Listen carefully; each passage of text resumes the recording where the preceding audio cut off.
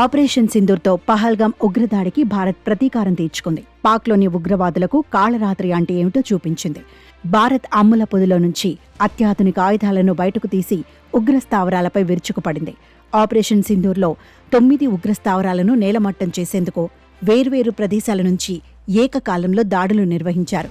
అయితే ఈ దాడులకు ఆత్మాహుతి డ్రోన్లు, స్కాల్ప్ క్షిపణులు, హ్యూమర్ బాంబులను భారత్ వాడినట్లు తెలుస్తోంది. వాస్తవానికి మిలిటరీ ఆపరేషన్లకు ఏ రకం ఆయుధాలు వాడారన్నది దళాలు ఎన్నడూ బహిర్గతం చేయవు. కానీ అవి లక్ష్యాలను ఛేదించిన తీరు ఆధారంగా అంచనాలకు వస్తుంటారు. ఈ క్రమంలోనే తాజాగా దళాలు ఆత్మాహుతి డ్రోన్లను వినియోగించినట్లు తెలుస్తోంది.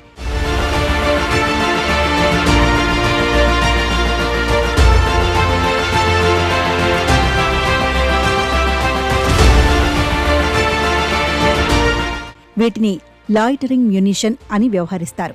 ఇవి నిర్దేశించిన ప్రాంతాలను చేరుకొని లక్ష్యాలను గుర్తించి వాటిపై విరుచుకుపడతాయి. వీటిల్లో నిఘా సామర్థ్యాలు కూడా ఉంటాయి. భారత్ అమ్ముల పొదిలో ఈ రకం డ్రోన్లు చాలా ఉన్నాయి. వీటి వినియోగంతో మన దళాల వైపు ప్రాణ నష్టం ప్రమాదాన్ని నివారించవచ్చు. దీంతో పాటు కదులుతున్న లక్ష్యాలను ఖచ్చితంగా ఛేదించేందుకు ఈ డ్రోన్లను వాడతారు. ఇక స్కాల్ప్ క్షిపణులను కూడా ఈ ఆపరేషన్లో వాడినట్లు తెలుస్తోంది. స్టామ్ షాడో అని కూడా పిలిచే ఈ క్షిపణులను ఫ్రాన్స్ అభివృద్ధి చేసింది. ఇది దీర్ఘశ్రేణి క్రూజ్ మిసైల్. ఈ క్షిపణులకు దాదాపు 250 కిలోమీటర్ల దూరంలోని లక్ష్యాలను ఛేదించే సామర్థ్యం ఉంది. శత్రు దేశాల్లోకి చొచ్చుకెళ్లి దాడి చేసేందుకు వీటిని వినియోగిస్తారు. దీనిని యుద్ధ విమానాలపై నుంచి ప్రయోగించే అవకాశం ఉంది.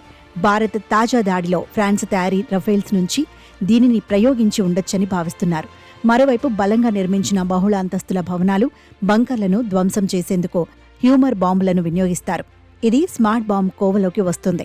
వీటిని లక్ష్యానికి 50 నుంచి 70 కిలోమీటర్ల దూరం నుంచే ప్రయోగించవచ్చు.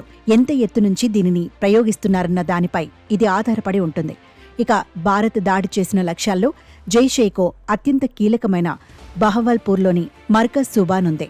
ఇది సరిహద్దుకు 100 కిలోమీటర్ల దూరంలో ఉన్న దీన్ని జైషే మహమ్మద్కు చెందిన ప్రధాన కార్యాలయంగా పేర్కొంటారు. ఇక లష్కరే హెడ్ క్వార్టర్ అయిన మర్కజ్ తోయిబా కూడా ఉంది. సరిహద్దుకు 30 కిలోమీటర్ల దూరంలోని లష్కరే క్యాంపు కార్యాలయం ఇదే. ఇక్కడే 2011లో జరిగిన ముంబై దాడులకు పాల్పడిన ఉగ్రవాదులు తలదాచుకున్నారని సమాచారం.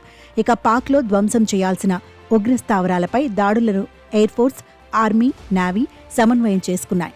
అతిపెద్ద ఉగ్రస్థావరాలైన బహవల్పూర్, మురుద్వేలను ధ్వంసం చేసే బాధ్యత వాయుసేన స్వీకరించినట్లు తెలుస్తోంది. మిగిలిన వాటి సంగతి ఆర్మీ తీసుకున్నట్లు సమాచారం.